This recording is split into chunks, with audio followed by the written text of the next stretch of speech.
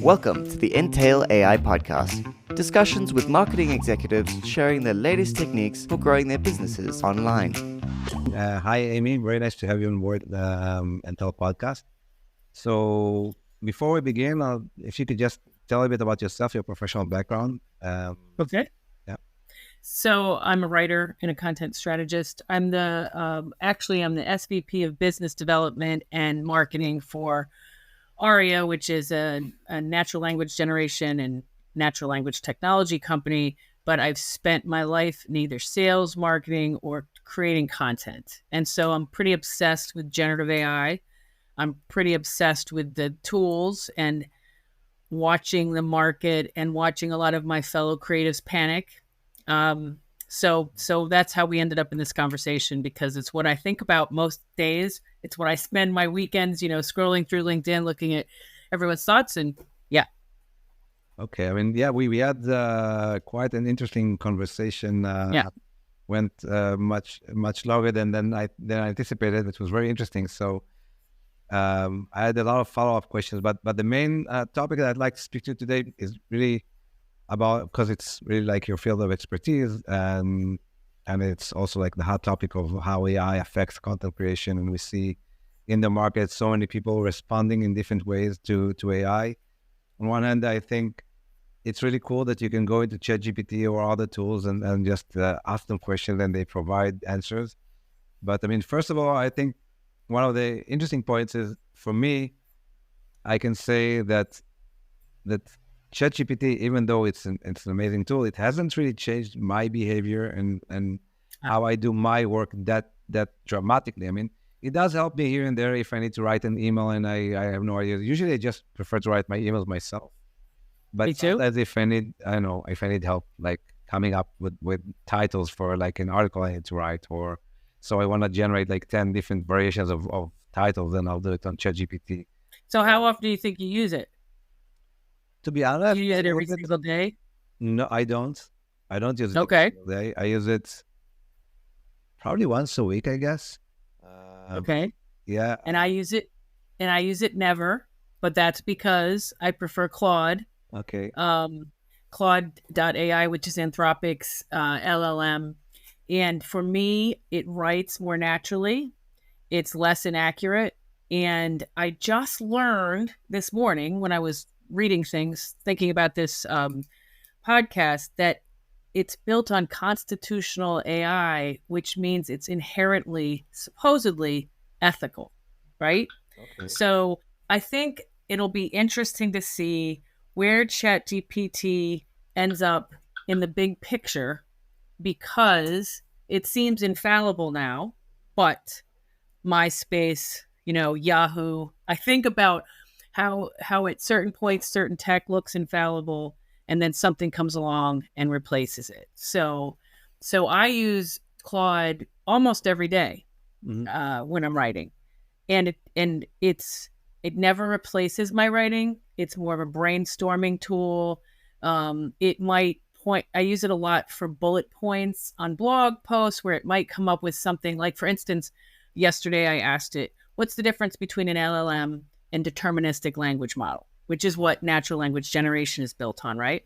Okay. And it did give me bullet points that I probably wouldn't have thought of, right? Mm-hmm. So that's how we use it so for me as a writer, it's not scary. It's a tool, right? Yeah. Yeah. I mean, I actually, I don't write like that often. So maybe this is why I don't use it that often. I use it for, so sometimes if I do have to write, I use it for that. I use it like if I had to make a list of items, like you just mentioned, or like bullet points, and I need to come up with all the bullet points, and I want to, like, I need help thinking about them or coming up with them. So it's helpful for that. But I also find it like often very inaccurate, or I mean, it's a good source of ideas when you're starting out, but I find it far from perfect for sure, but also not very reliable. I mean, there's a huge gap between what I get, the output that I get from ChatGPT, because I haven't used Claude, but from ChatGPT. So there's a huge gap between the output and what I feel like I could send someone or I can publish. Of course. But I mean, it's significant. I mean, if I just wanted to know like best places to visit in Chicago or something, I could ask ChatGPT. I mean, what's the worst scenario? Now I'm So would you?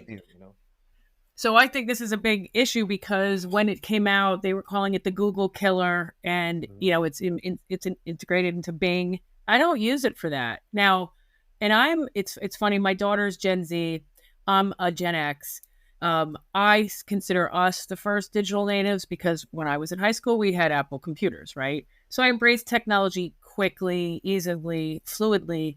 And I don't use it as a replacement for that. I have tried it. I still use Google. I still use Google Maps. And if I want to know the best place for XYZ, especially if it's restaurants or if you're a tourist, I would go to a Facebook group for that area and ask actual humans, right? Yeah. Because I don't trust Yelp. I don't trust anything that savvy businesses can manipulate or dominate, right? Mhm. Because the person who owns the best Mexican restaurant in my area may not be at all tech savvy, right? Yeah. So it's interesting, and I haven't looked at the Eustace numbers, but I don't see it killing Google at all. I mean, I was, because of how our business works. Yeah. Most of the traffic that we get on sales pages comes from Google.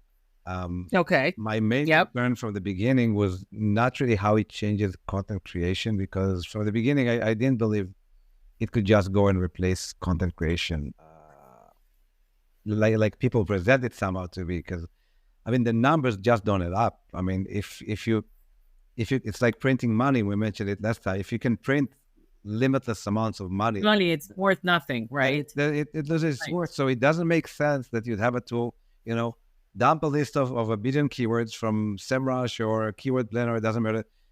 Put them into ChatGPT and get an article for every keyword and automate uploading it to your website. And then everybody can do it.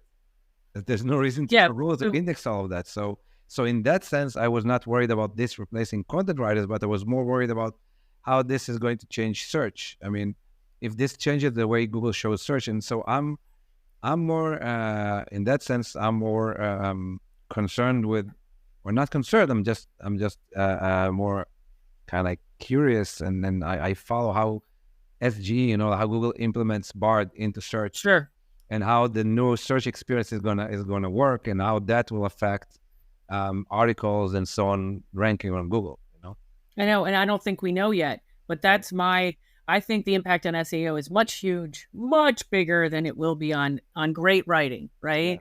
Because of all the mass of content out there, and it can be mediocre. It's just like back in the day when you could game the system and you could, force keywords, and then Google wisened up to that and blacklisted sites that were doing it. I always bet on Google, right? I want to see what they do with, so that they can maintain decent search, right? So I think it has much bigger impact on that. But there are a lot of people, and I think, who think it's really going to impact content creation and eliminate jobs, right? And there's an AI ethicist, and his name is slipping right now, but we had this whole debate about whether it's ethical for ChatGPT to mimic authors. That's how I consider it, right? To take, the Sarah Silverstein lawsuit, all the class action lawsuits around ingesting their copyrighted work without permission and then producing content in the voice of, right? Yeah. And I said, I think it's unethical because it's not, he used an example of Prince being influenced by Bob Dylan. And I said, that's not the same thing at all to me, because that's Prince and his entire life's experience. And Bob Dylan is this part of it. So he's producing music that is unlike anyone else's, right? And Prince is the king. So what these models do, I asked ChatGPT, write me a poem in the style of William Butler Yeats, which is allowed to do because Yeats is in the fair use now, right? There's no copyright. It's mimicking it. It's not in any way what he would actually write. It's just mimicking his style, right? So to me, there's a soul missing, and this is where you either believe that the human brain and the human soul is this spectacularly unique thing, nothing like it has ever existed before, and that's where the greatness comes from, right? Or you think, and it's funny, the people who tend to disagree with me on this are engineers and tech geeks and people who may not have a soul of their own. No, I'm just kidding. But people who are not, like, I consider myself a neo-humanist, right? I have a master's in art history and English literature, right? That's been a passion of my They're life. too techy. They just believe the tech is almost alive, and then that's also a Yes. philosophical question, Yes. like what is a soul? If a computer can answer your question, and a person can answer your question, I mean, there's a huge difference between the two. It's not the same thing. Absolutely. I mean, it's almost like the argument between faith and science, right? Yeah. So I believe you can have both, and I believe in science. But I don't want a scientist writing a novel that I'm going to read for inspiration, right? I mean, it might be a great scientist who could do it, right? Yeah. But to me, that's the difference. And as of today, I haven't seen any AI produced content that wasn't pretty boring and pretty mediocre. Yeah. Right. I think so I asked ChatGPT one time about if it thinks that it violates copyrights, and the answer it gives, which most of its answers are very like politically correct. Yes. The answer it Now gives is that just like people, I can read something you wrote and it will inspire me to do something else, or I will learn from you and I will digest it and create my own thing. It says it doesn't copy anything. It just kind of like digest information from everyone, and it creates a new thing, just like people do.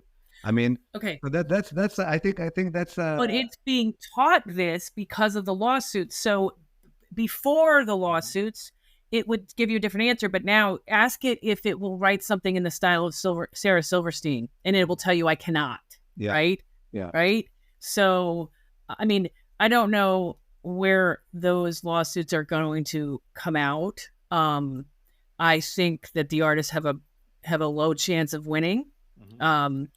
Because someone said to me, it's almost like it's too big to fail, right? These LLMs are too big to fail, that they sort of have taken over everything.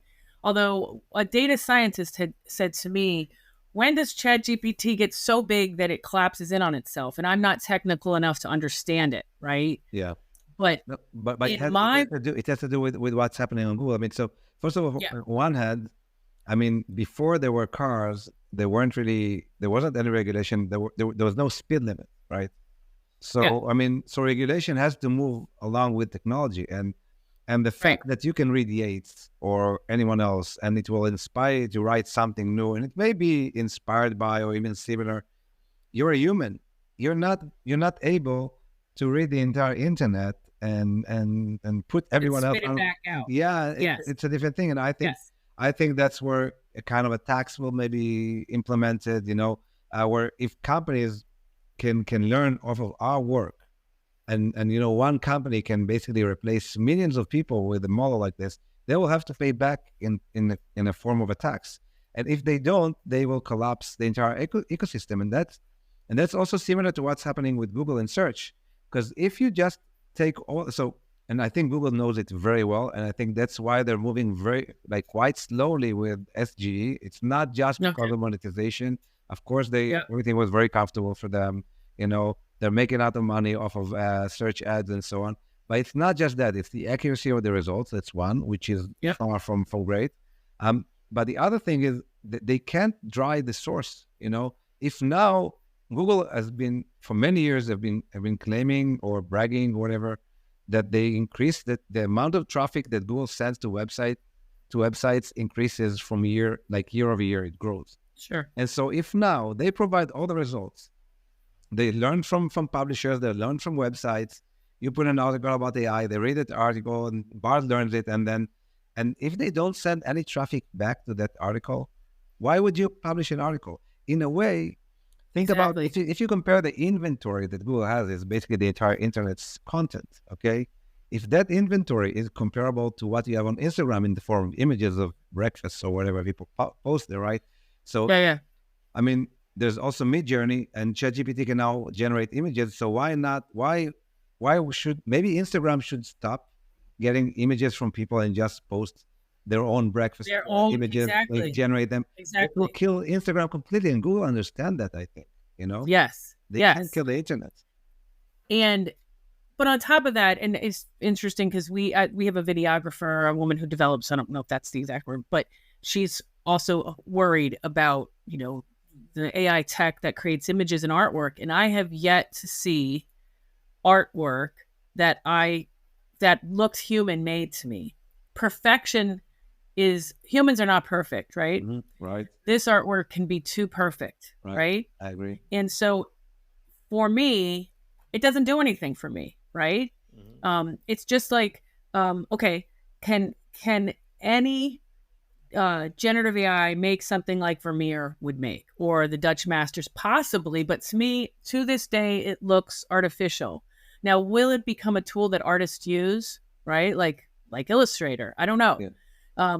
But I just believe that the human soul is too unique that it won't, but it may replace, for instance, in pharma, generative AI can replace product descriptions, right?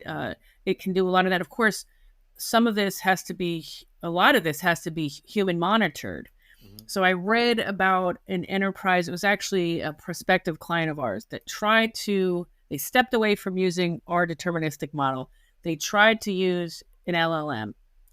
It turns out, because of the inaccuracies, right? Because you don't know what data is put in there. If it's the whole internet, well, it could be a lot of, false news, right? Fake news. It cost them so much to have humans monitor the LLMs that they decided it wasn't worth it. The productivity only increased by like 2%. So I think the jury is still out on how all this is going to work. From a business perspective, I think small LLMs that may be industry focused will be awesome, right? So a legal LLM. I actually have a friend who went to work for a faith-based LLM, and it's not one religion. It's Judaism, Christianity, etc. Into this massive LLM where you can ask it questions about scriptures or about the Quran or whatever. Like, there's so many cool usages that where it can be 100% accurate, where you can be sure that the information that was put in is accurate. And to me, maybe ChatGPT is just the first giant one that we look back on and think, well, that was fun when it came out, but it's so inaccurate, it doesn't have a place, at least in the business world, right? Yeah. I mean, my daughter can use it to write her homework assignment. And if the teacher doesn't use any kind of AI checker, she can get away with it, right? We actually did that. I don't know if I told you that last time. When it first came out, I just wanted to see if her school was paying attention. She had to write an article about, I hope no one in her school is watching this, student lunches. So we used ChatGPT. Of course, we had to correct it a little bit, turned it in, and her teacher liked it so much they published it in the school newspaper. It was like the best article she wrote. Yeah. But you're thinking, what was the benchmark, right? Yeah. Talking about a bunch of high school students. So it could work in cases like that. I don't know. I think we're at the very beginning of this. And anyone who thinks they know exactly where it's going to go is kidding themselves, right? Yeah. Yeah, I agree. Yeah. I mean, I could also see it has biases. Very 100%. Yeah. Like, because now they implemented a new feature where you can ask it a question and it searches on Bing. I mean, if it wanted to produce really good results, it should search on Google, not Bing, but that's a different story. I asked it the question, so I asked just a few things about.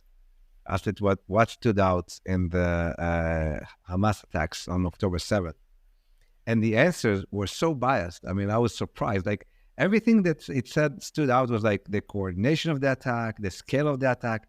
It said nothing about the viciousness and crimes against women and all that. And so I asked it, but what about all the women that were like brutally raped there and all that? And it said, this information needs to be verified. Like, Wait, were you asking Bing? You were asking basically ChatGPT. ChatGPT goes and bings it, searches on Bing. Yeah, that's scary. And then the bias. Yeah. And so, but I think the main, somebody who's a Tory supporter, they'll say, but there's another side and all that. But the main point for me is that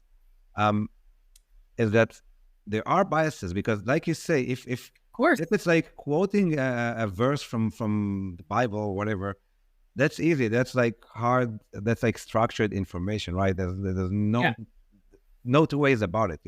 Also, if you ask it to write a a spreadsheet formula. It's quite structured. And maybe Sure. there's more than one formula that can get you the result, but it does it very well. I use it for that, by the way. For formulas for spreadsheets. Okay. If I had to do Makes something sense. complex, Yep. But when you need to ask it a question, let's say about politics, opinions, I mean, we're at a place today in the world where it's quite clear that we can't even agree on the facts. I mean, us people Right. can't agree on the facts. Absolutely. But that makes it even more frightening because it will produce even more false information, right? Absolutely, yeah. And I mean, and today we're, especially with the young generation, somebody on TikTok said it, so it must be true, and Yeah. if LLMs kind of like imitate our behavior, I mean, that's not a very promising prospect, Yes, which is why would there be a place for a news organization to build fact-checked LLM, right? That's back to the smaller LLMs, I think, are where at least the business world will go. Yeah. Yeah. Yeah, I mean, I think in that sense, and that's also a lot of what we're doing, and that's also the purpose of what we're doing now, what we figured out. That in the beginning, we gave people in our team like different tasks with ChatGPT to see what it can or cannot do, and what it does better than people or worse than people, and so on. So it's interesting. Like, for example, they gave it an article about it was just, I mean, the Queen of England just recently passed, and they gave it an article about her history and her biography and all that. And they changed some of the data, and they asked it, like to fact check the article, and it missed, like ChatGPT and Bard missed like 50% of the data. The funny thing is they did not ask the right question, because if you change the date of birth and you ask like, is this data correct? It doesn't know. But if you ask it what's the date of birth, it will tell you the right one, So in fact checking, it's not that's accurate. But other things we checked was, like, for example, if you give it enough information and you tell it to, or if you give it, for example, you just write something very quickly, a few paragraphs, and you ask it to rephrase it. It does an okay job. It's not bad at rephrasing. But there are so many tools that are better. Like, as a writer, Grammarly, premium Grammarly to me is probably the most useful tool I have, right? It's been around for years and years and years. So I'm not going to leave Grammarly, or WordTune, which you probably used, does a better job in my mind of rephrasing it. And then I don't know if you've used Jasper AI. No, I looked at them a little bit, but I use mostly Grammarly. Yeah, so Jasper is great, and it's, from my knowledge, it's actually built on OpenAI's LLM, but it creates templates. It has templates and structure for writers, right? So of course, I always come back to who's replacing me, what tools can make me more productive, and because there is panic, as you know, in the content marketing universe, right? You're not panicked. No, right? I mean, because I look at it differently. And by the way, that's why, I mean, we have clients that, for example, they use tools like Phrase or Jasper. Yeah. And these tools, what they do, so for example, you write an article and it tells you like what keywords you need to add and what sections you need to add. And I really don't like that. I think that's really a bad use of AI, for the simple reason. And that first of all, it's kind of like digging your own grave in a way, because if you're moving more and more towards structured content, like I told you, if you need to have a spreadsheet, an Excel formula, ChatGPT can do a great job, and probably a billion other tools can do it very well, because it's very structured. So I want to move away from structured content. The more the content is structured, there's less room for creativity. There's more room for it's more and more for the machine to create. You understand? So there's different content. So for marketing, yes, right? You want creativity. What we do at Aria, we use a different bunch of natural language technologies, and we're creating, almost finished with an integration with LLMs, so that but with deterministic models, because in business, you want structure, right? Yeah. So one of our big use cases is investment commentary, right? Which used to be painstaking to develop and full of human errors, right? Yeah. With a deterministic model, we are going to get the same answer every single time, because you don't get that with ChatGPT. Exactly, right? But that's not creative, right? You want to get something right? Yes. So in business, using natural language technologies that are deterministic, you can rely on the answers, you can rely on the facts, because the facts are coming in from your data, you put in there. And then we allow for editing of like the tone of voice. It's built in a way that you can edit the tone of voice, you cannot edit the facts, right? So with our business, the LLMs have actually been incredible, because before ChatGPT came out, nobody really knew what natural language was, natural language generation. I mean, unless you were a tech geek or somebody in this field or a CTO. So for us, it's funny when people say, well, what is AI doing? I'm like, AI has been around for 50 years or more. This is just one version. It's generative. And what does that mean? It means it makes mistakes to me, right? It means it's generating and it's not determined what it's going to generate, right? So for creativity, that might be great. But you have said yourself, you use it for almost brainstorming, right? But it's not replacing what you do, and it's not replacing what your business does either. So that's what I would love to hear about. So you create content for businesses, and how much of the content you're still creating is coming out of ChatGPT? Yeah, I mean, I mean, we've been very obsessed with that since ChatGPT came out, and I thought like, of course, my main concern, or what I wanted to see how it changes, is how Google reacts to it. But in terms of content creation, I mean, we don't generate. I mean, you can generate a bunch of titles for a post to select from, but usually what happens, what happens is you get like 10 versions and you mix and match a little bit of everything. So it helps you in the brainstorming process.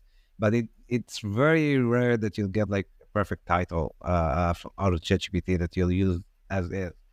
So we don't use it like that. I mean, it's actually very interesting. I saw this. She's a neuroscientist, and I actually saw her on TikTok, and she explains why you can't really tickle yourself. Why somebody else can tickle you and you can tickle yourself. It has to be with the.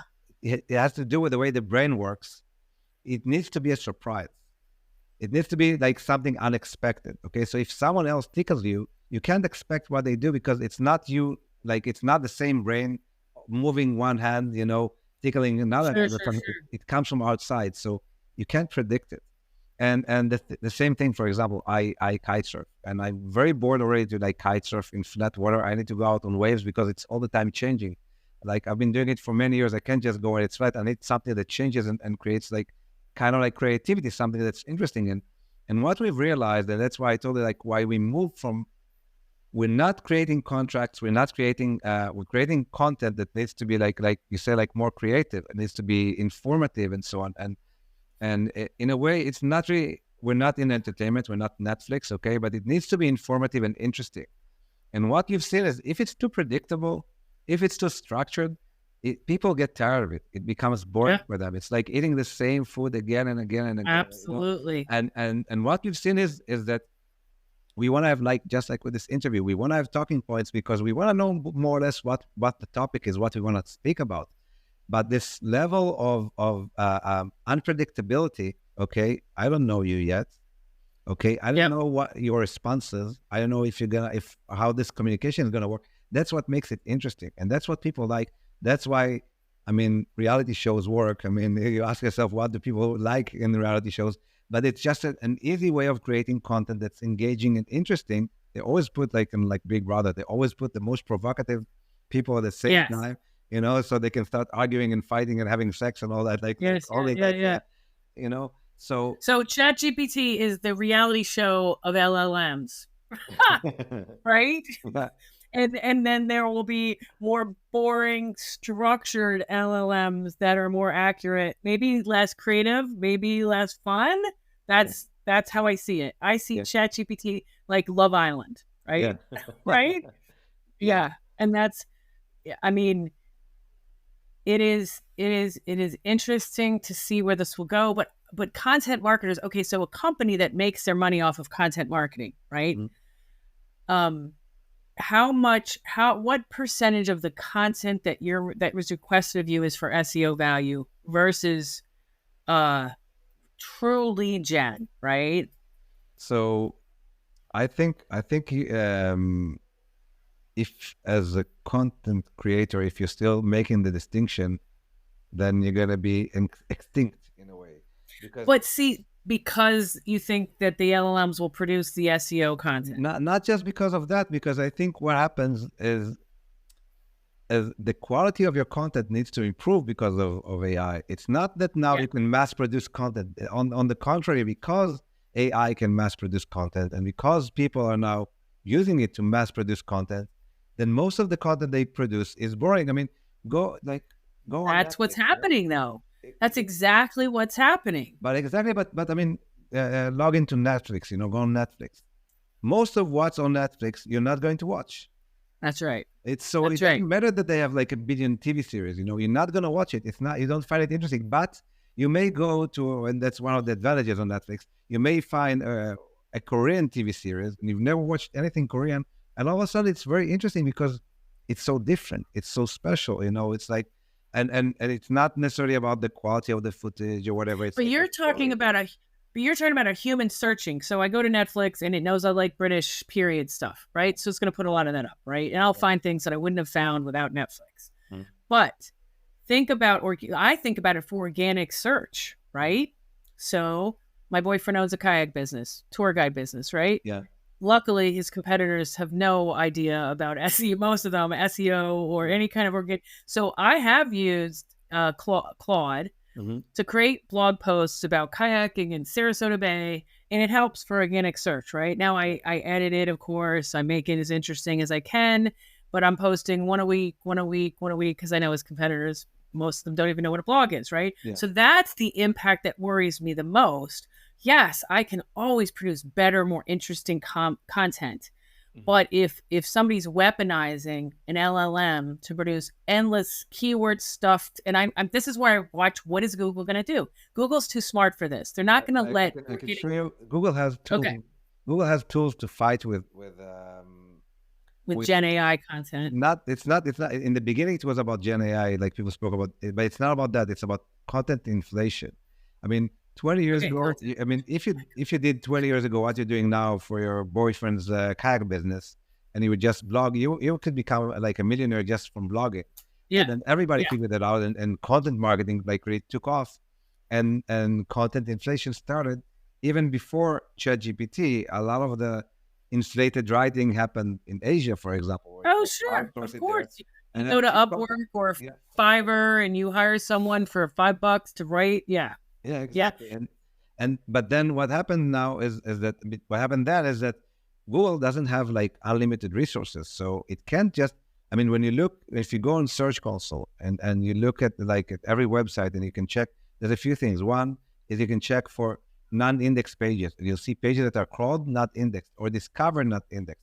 These are pages that Google crawls or discovers and just does not index because, and they never tell you why, because they're developers and they're monopoly. They don't need to tell you anything, That's right. They can do whatever they want. But that's right. But the reason why they wouldn't index content, it's because it's not interesting enough. It's not unique enough. It doesn't add any value. And I haven't seen a single website that does not have pages that are indexed. Are not indexed. Yeah. And some websites, I've seen a website with 40 million pages, not indexed like that. Okay. So that tells you that Google already has a tool, several tools to deal with content inflation, even before ChatGPT.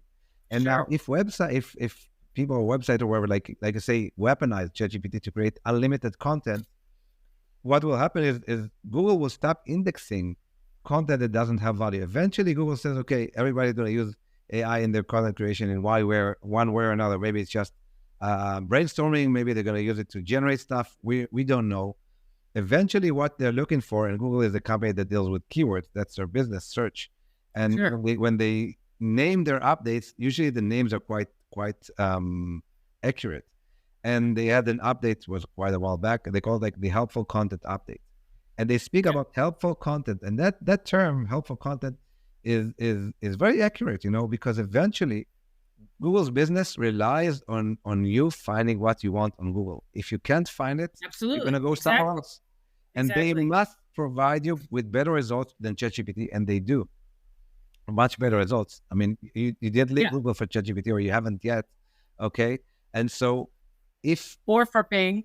Right. And so but the young generation does leave Google to TikTok, and that has to do.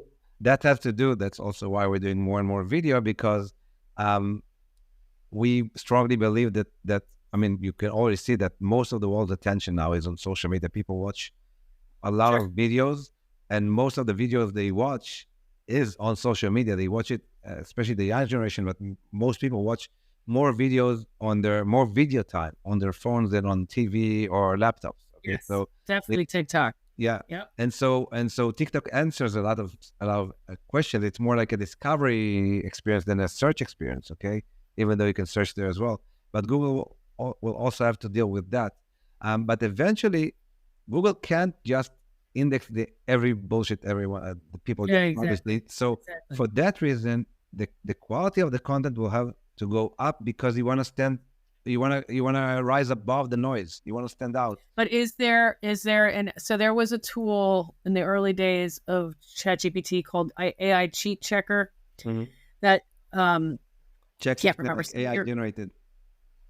So it was in it, and I tested it, and it was accurate. Like I would do 70%. It would say 70% Gen AI, and a lot of other writers told me that they had different experiences, that it wasn't as accurate. And it's been bought by an education company at this point, but I don't know if there is a Gen AI checker that's 100% accurate yet, right? So Google, if Google has it, it would be much easier for Google to. No, they for sure can check it, but I think they kind of like it's like in the Matrix, like in one of the Matrix that It's in the Matrix. like Neo, you know, so he makes peace with the machines in the end because he kind of like accepts them. So I think Google also accepted the fact that most people or many people, I don't know if it's most, but a lot of the content that's being created now there's gonna be AI involved in one way or another. And search is also AI. If you search, you're also using AI. But eventually, what Google cares about is that your content is interesting because this is what you care about. You don't really, if you have a question, if you need something, if you're looking for that best place to kayak or whatever, you don't really care if like how I created the answer, as long as you get a good answer. And that's what we're focusing on. And the good answer, you just triggered something for me, going back to ethics. So you and I are tech enthusiasts, right? We spend our days on doing things like this. It's totally normal for us. Yeah. There are so many people on this earth who don't even know what ChatGPT is. And so this gets to the divide between the haves and the have-nots. So my daughter's an equestrian. She rides horses. Yeah. Brilliant guy who is a farrier, right? They do the horseshoes. So he's always wondering what I'm doing on my laptop at the barn. And I showed him ChatGPT and he'd never heard of it. Well, now he's using it for descriptions on his website and things like that, right? But it made me laugh because to me, it was stunning that someone didn't know what ChatGPT is. Yeah. But I would bet you that most people who are not in the tech universe, who are not writers, creatives, and tech geeks, still are not paying attention to this at all, right? Right. So that concerns me, around the digital poverty line, right? You could call it. It's the same thing when COVID happened. How many kids didn't have laptops at home and didn't have internet, right? So where are the ethics around that, right? I mean, Yuval Harari, the guy who wrote *Sapiens*, he speaks quite a lot about it, about how he kind of like compares the AI revolution to how the Industrial Revolution affected the world and countries that were mostly European countries back in the day that were much more advanced and how they benefited from it. It speaks quite a lot about it. It's quite interesting, I think like many other advancements, I think we're not very responsible. And what's to me even I think a bit more frightening in that way is I mean, this technology is definitely being weaponized because, usually like armies are like a lot of the innovation happens in armies because the stakes are very, very high. And so, I mean, there've been like videos about that with like face recognition drones that can, like target people specifically. And you can choose whoever you want to target based on ethnicity, based on like, it could be like a specific person. It's kind of like, it's scary where technology can go, it can get out of hand, Yeah, that really is scary, actually. And also the scary thing, back to terrorism and all that, is that it's being commoditized to a level where almost anyone can use it. It's like it's not like back in the 50 years ago where like serious weaponry was only owned by countries, or So yeah, but so this goes back to my thing about who's going to police them now. It's too big, right? It's out there. I watched the U.S. government. Well, I mean, of course, the UK, the European Union's ahead of us always when it comes to regulating AI, right? But it's words on paper. How do they implement it, right? Yeah. It's. I mean, I think that there are people who've surrendered to this idea that Gen AI is too big. It's already out there, and we're doomed. That's I forgot the guy's name. Is a famous guy. Was an ex Google employee, quite like an executive, I think, originally Egyptian. Very interesting guy, and he basically said we screwed up. He said we should have never put it on the open web. It said it may be too late. It speaks. I forgot his name. Man, what's his name? Yes, I've heard it. I know. Yeah. So I mean, okay. So there are choices. I'm inherently an optimist, right? Yeah. I call myself a neo-humanist, right? Yeah. I believe in all these things we talked about in the human soul. So for me, I could spend all day dreading it, worrying about things like facial recognition drones and all of that. Or I can inhabit my part of the world and use it for the best I can. Use it for good, right? Use it to create better art. Use it to create more riveting. And I mean, this is my individual's choice. It's the only one I can make right now. Yeah. But I have a lot of colleagues who are scared to death about being able to even earn a living because of this tech, right? So maybe I'm choosing to just bury my head and see it for the good that it can do. Because what other choice do we have, right? Just totally surrender. I think it's out there, and it's kind of like growing organically. I mean, again, you can't control like which groups are going to put their hands on it and then how they. I know. It. But for yourself, I mean, you can use a knife to cut vegetables, or you can use it to to do bad things. To stab someone, yeah. But so it's really in your hands, and as long as this is in your hands, you can do crazy stuff with it, crazy good. I mean, like again, you can use it for content creation. You can use it for content editing. You can really do a lot of interesting stuff with AI now. I think it's. I think for us right now, I mean, I can tell like at Intel, I mean, this has completely changed the way we create content, but we're not using it to generate content at all. Like it just, it drove us to a place where we said, okay, the content quality must go up significantly.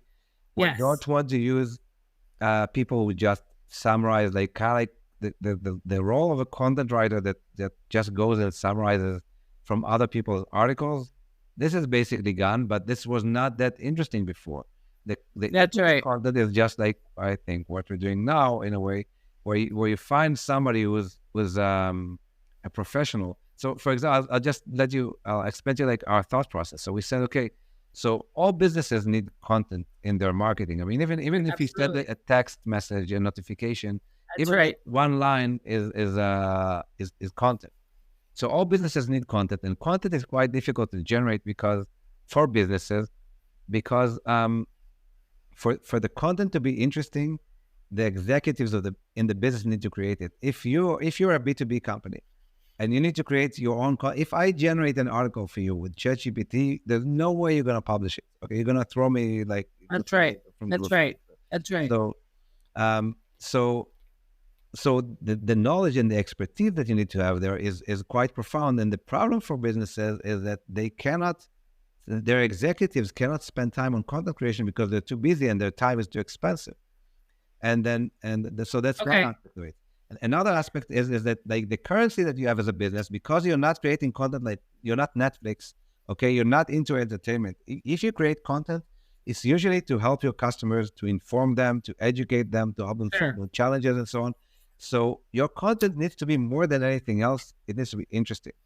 And accurate. The main currency is that it needs to be interesting. So we started like researching and investigating what does interesting mean and how to make something interesting. And so, for example, interesting can be if you do like a very in-depth research, you spend a month researching something and you share your results. That can be very interesting because that's profound. You create something new.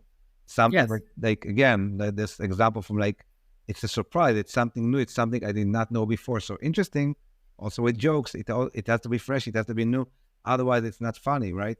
So what we realized, okay, so you can do a lot of research, but again, B2B companies often do like white papers and they do research, but the amount of content they put out, if they do research, is maybe one article a month. It's very expensive. Sure. But what, like one asset that businesses have, and it's very difficult for them to capitalize on, is again the knowledge, expertise, experience, perspectives of their executives. Their leader, exactly. But what you can do is, okay, so I record, a lot of my content comes from recording our SMEs, right? Data scientists, our CTO, our COO, take that transcript, feed it into an LLM, and say, turn this into an article.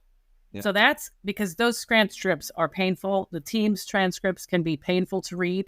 But I haven't actually done that yet. But you're right. The reason the good content is expensive is it requires the time of the experts, right? The time and the knowledge of the experts. And it's hard to get that. And also that the most expensive people at your organization are the one whose time you need, right? Exactly. And what's even more interesting, and where AI creates even more competition for businesses, is that AI made it super easy for a person who's like, if you want to speak about AI, you can film yourself on your car, in your car on your way to work, and just edit it, because there's now the video editors, they use AI, so you don't need the professional editor. You just use some of your facts and you cut it like this or like that, and you just upload it to whatever, to LinkedIn or wherever you want to publish it, and you can do it as an individual, or it doesn't cost you anything but your money. I mean, but your time. Sorry, your time may be expensive, but for creators, that's their currency, their time. And that's right. And so businesses now are not competing with other businesses; they're competing with individuals. And those individuals, their content creation cost is basically just their time, and they're willing to invest it. So for businesses, it's very difficult to create content that looks like UGC, because again, people want to see people that look like them. I mean, they want to see that they get this unexpected thing, not this perfect AI model speaking to them. They want to see somebody so they're looking for UGC, they're looking for authentic content. So how do you create UGC at scale? How do you make sure it's relevant? How do you make sure it's high quality? And that's something that's very difficult for brands to do. That's why we're seeing more and more of marketing dollars going into influencers, rather than like moving away from Google, Facebook, paid channels towards influencers.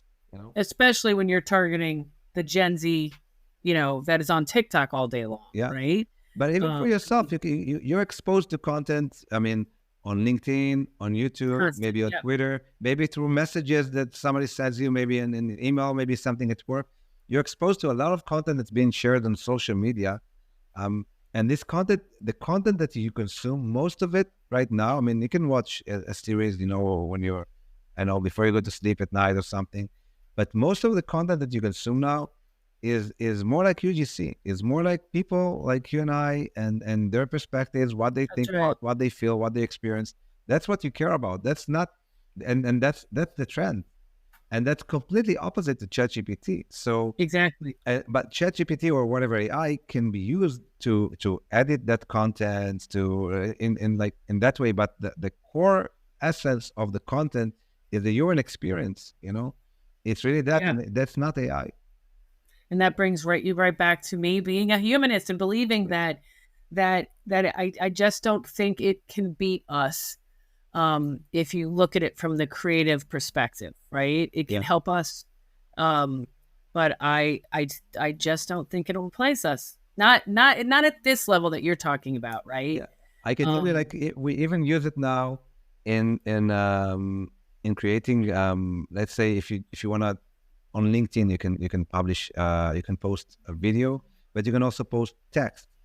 So if you just want to take some text, generate some text with ChatGPT or Claude or whatever, it's most likely going to be boring or not very engaging, or it's not going to be written in a way that really represents you. And so we can use ChatGPT to in the editing process of creating content like that. Absolutely. But all the content that we create also for social media is based on business leaders, because it's mostly like this target Sure. audience.